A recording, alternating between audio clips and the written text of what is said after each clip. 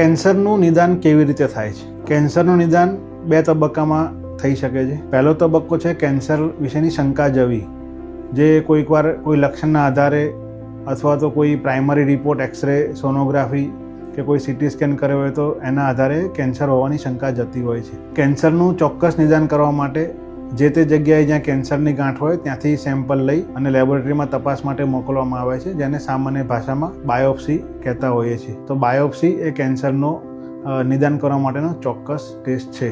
એકવાર cancer confirm થઈ જાય પછી કેન્સરનું સ્ટેજ નક્કી કરવા માટે સીટી સ્કેન, MRI અથવા કેટલાક સંજોગોમાં પેટ સીટી સ્કેન જેવા રિપોર્ટની પણ જરૂર પડતી હોય છે. આ ઉપરાંત કેટલાક કેન્સરમાં ટ્યુમર માર્કર્સ બ્લડની અંદર ટેસ્ટ કરતા હોય છે.